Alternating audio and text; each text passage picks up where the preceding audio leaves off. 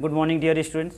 तो बच्चों, अभी तक आपका जो 6 चैप्टर चल रहा था पदार्थों का पृथक्करण, उसमें हमने काफ़ी चीज़ों को पढ़ लिया था और उसको अच्छी तरह से समझ भी लिया था। अब इसी चैप्टर का जो 6 चैप्टर है हमारा पदार्थों के पृथक्करण में कुछ और टॉपिक्स जो थे शेष रह गए थे। आज हम इस वीडियो में उन सब चीज़ों को पढ़ते हैं। देखिए क्या है, द्रवों से घुलनशील ठोसों का पृथक्करण। अभी तक हमने काफ़ी चीज़ें पढ़ी थी। ठोसों का ठोसों से था पृथक्करण, ठोसों का द्रवों से पृथक्करण था। आज है बच्चों, आज हमारा है द्रवों से घुलनशील ठोसों का पृथक्करण। मतलब ऐसा मिश्रण है जिसमें एक अवयव क्या है आपका विलेय, जो कि जल है, और दूसरा कोई ठोस पदार्थ है जो कि उसमें मिल गया है, मिक्सचर बन गया है। तो आज हम द्रवों का ठोसों से, या कह सकते हैं द्रवों का अविलेय ठोस पदार्थों से यहाँ पे पृथक्करण की बात हमको समझेंगे। तो पहला हमारा है जी वाष्पीकरण। क्या है? वाष्पीकरण, वेपोराइजेशन। वाष्पीकरण क्या होता है?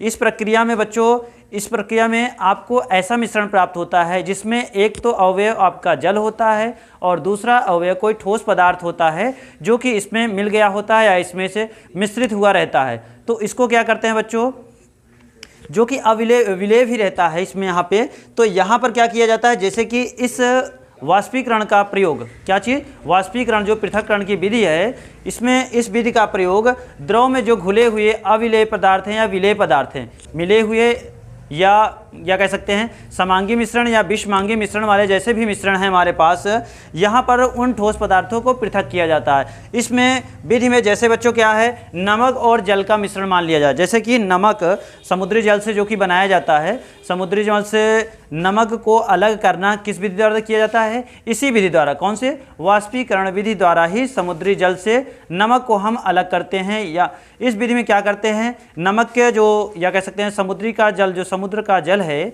खारा है, उसको क्या करते हैं, एक काफ़ी बड़े विस्तृत क्षेत्र में उसको मेड़ के द्वारा बांध दिया जाता है कुछ ऊंचाई तक।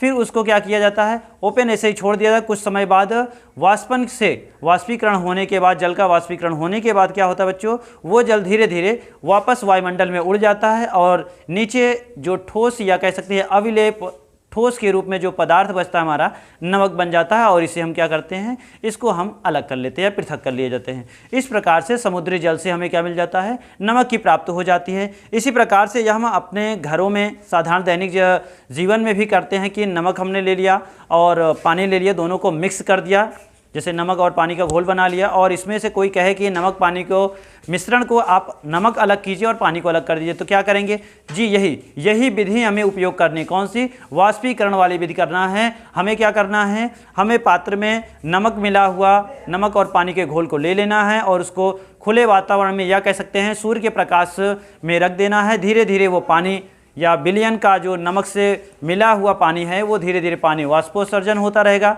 उत्सर्जन या वाष्पन के होने के कारण हो जाने के बाद में हमें नमक की प्राप्ति हो जाएगी। यदि इसी दर को हम तेज करना चाहते हैं कि नमक और पानी का जो मिश्रण है उसको हम क्या करें बहुत जल्दी शीघ्रता से, तो हमें क्या करना पड़ेगा बच्चों, उसको किसी पात्र में रखना पड़ेगा। और हमें क्या करना पड़ेगा बच्चों कि उसको, उस पात्र को आग से गर्म करना पड़ेगा। क्या करना पड़ेगा, उस विलेय घोल को क्या करना है, उसका टेम्परेचर बढ़ाना होगा। टेम्परेचर बढ़ाने से क्या होगा, वाष्पन की दर क्या होगी, बहुत जल्दी होने लगेगी, क्योंकि वो विलेय या विलयन जो है उसका तापमान जल्दी हो जाएगा और जल्दी बढ़ने के कारण से वह जल्दी जल्दी वाष्पोत्सर्जित होने लगेगा, उसका वाष्पन होने लगेगा, जिससे हमें वह पदार्थ, या कह सकते हैं नमक और पानी में से हम नमक प्राप्त कर लेंगे और पानी क्या होगा, वातावरण में चला जाएगा।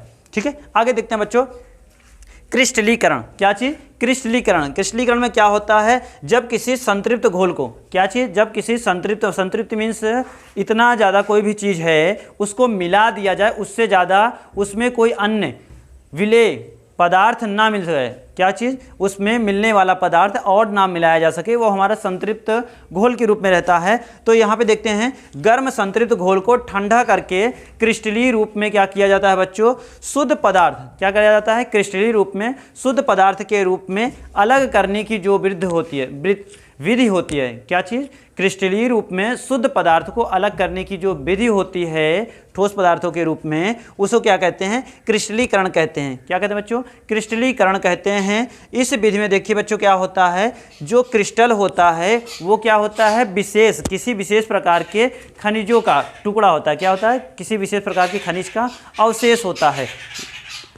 अवशेष होने के कारण से क्या होता है, आगे देखते हैं बच्चों। इसमें क्या है, जैसे आगे हमारा आसवन, आसवन में क्या है, आसवन विधि क्या होती है। आसवन विधि के लिए यहाँ पे हमने एक चित्र बना रखा है जो कि एक प्रभाजी आसवन या आसवन विधि का एक यहाँ पे प्रयोगशाला में उपयोग किया जाता है। यहाँ पर एक स्टैंड है, ये यहाँ पे बर्नर है और ये हमारा बर्नर हो गया और ये हमारा आसवन फ्लास्क हो गया तथा आसवन फ्लास्क के अंदर समुद्री जल है।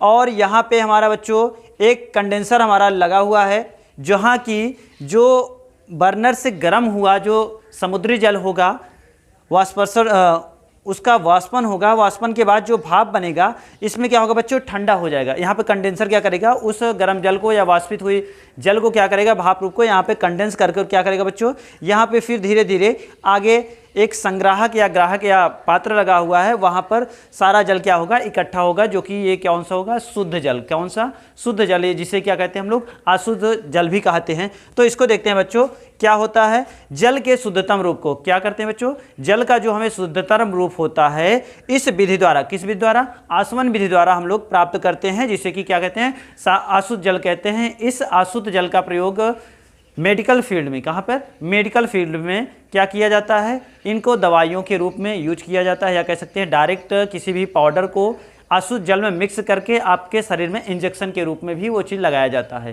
ठीक है, ये स्वाद में तो बहुत बेकार होते हैं क्योंकि अशुद्ध जल हमारे स्वास्थ्य के लिए हानिकारक होते हैं डायरेक्ट यदि हम मुंह से लेते हैं तो, लेकिन इनको डायरेक्ट इंजेक्ट बॉडी के अंदर किए जा सकते हैं मेडिकल के फील्ड में। आगे देखते हैं बच्चों, ये जो आसवन है, आसवन विधि में 3 मुख्य उपकरण होते हैं या 3 मुख्य भाग होते हैं उपकरण के। पहला है आसवन फ्लास्क, ये जिसमें नमूना लेना है, जिस चीज़ का आपको प्रयोग या परीक्षण करना है, आसवन फ्लास्क के अंदर उसे रखेंगे। उसके बाद कंडेंसर, कंडेंसर का क्या वर्क होगा बच्चों, जो वाष्पित हुई जल की बूंदें हैं या जल वाष्प है वो क्या होगा, कंडेंसर में आकर ठंडा होगा, ठंडा होने पर क्या होगा, वो जल के रूप में परिवर्तित होगा। आगे देखते हैं, संग्राहक या ग्राही है। संग्राहक या ग्राही क्या करेगा, जो जो आपका वाष्पन हुआ जल है कंडेंसर में जो ठंडा होगा वो क्या होगा, छोटी छोटी बूंदों के रूप में परिवर्तित होगा। ये छोटी छोटी बूंदें परिवर्तित होकर क्या होंगी, एक आगे नली, यही जो छोटी छोटी बूंदी होंगी एक स्थान पर उसे क्या किया जाएगा, इकट्ठा किया जाएगा, कलेक्ट किया जाएगा, तो उसको क्या बोलेंगे, उस पात्र को संग्राहक या ग्राही कहते हैं। आगे देखते हैं बच्चों, आगे है हमारा टॉपिक, इसमें साधारण नमक, बालू तथा लोहे की छेलन का पृथक्करण। यदि विभिन्न तरह के मिश्रण है, यहाँ पे ठोस ही है, सबको ठोसों में से अलग करना है। जैसे साधारण नमक आ गया, सादा नमक है, और बालू के कण हैं और लोहे की छीलन है, इनको यदि पृथक करने के लिए कह दिया जाए कि तीनों चीज़ मिश्रण में हैं, मिले हुए हैं, विस्वांगी मिश्रण हैं, उनको अलग करना हुआ तो क्या करेंगे। सबसे पहले बच्चों देखो, साधारण नमक, बालू तथा लोहे की छीलन, यदि हमें लोहे की छीलन को ही अलग करना है तो हमने लास्ट वीडियो में पढ़ा था चुंबकीय पृथक्करण विधि। कौन सा, चुंबकीय पृथक्करण विधि। इस विधि में क्या होता है, जब किसी मिश्रण में लोहे के टुकड़े या लोहे के अंश या अवयव या भाग कुछ भी आता है, लोहे से संबंधित कोई भी चीज़ आती है, तब क्या करते हैं बच्चों, वहाँ पर हम क्या करते हैं, चुंबक का प्रयोग करते हैं। किसका, चुंबक का या चुंबकीय विधि का प्रयोग करते हैं, जिससे क्या होता है, लोहे के अवयव क्या होते हैं, यदि हम चुंबक को उस मिश्रण में ले जाए जहाँ पर लोहे के टुकड़े या छीलन या लोहे के अंश हैं, तब क्या होते हैं,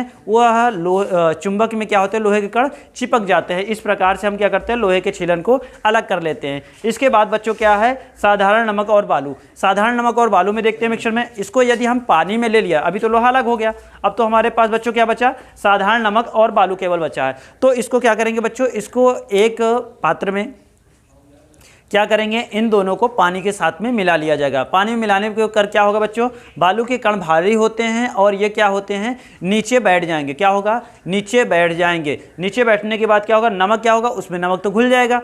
तब क्या करेंगे, बैठे हुए जो बालू के कण हैं, ऊपर से जो आपका थिरा गया है पानी, थिराना जिसे भी बोलते हैं, जो ऊपर से आपका पानी मिश्रण है उसको थिरा गया है, वो क्या करेंगे, हम एक टोटी के माध्यम से ऊपर से इसको निकाल लेंगे। अब क्या हो गया, बालू भी हमारा अलग हो गया। अब एक प्रॉब्लम हो गई है क्या, अब जो पानी था और नमक का मिश्रण यहाँ पे मिक्स हो गया है। अब इसको यदि हमें नमक को भी मिक्स अलग करना हुआ तब क्या करना पड़ेगा बच्चों, ये है कौन सा, पहला ये अभी जो जस्ट हमने पढ़ा आज, वाष्पीकरण। क्या चीज़, वाष्पीकरण विधि का उपयोग करके हम नमक और पानी के विलयन को क्या कर लेंगे, अलग कर लेंगे। क्या करेंगे बच्चों, खुले वातावरण में रखना है या सूर्य के प्रकाश में रखना है या उसको किसी पात्र में रख लेना है जिससे हम उसको गर्म कर सके, जिससे गर्म करने पर क्या होगा, उसका वाष्पन तेजी से होगा, जिससे कि वो विलयन या वो मिश्रण हमें क्या हो जाएगा, अलग अलग प्राप्त हो जाएगा। इस प्रकार से हम साधारण नमक, बालू तथा लोहे के छीलन का पृथक्करण कर लेंगे। तो बच्चों आज आपका जो 6 चैप्टर है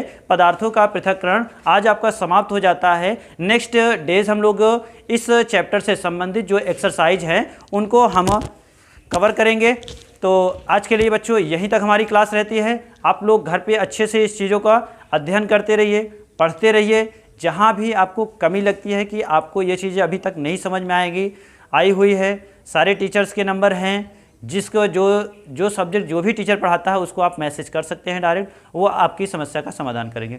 थैंक यू।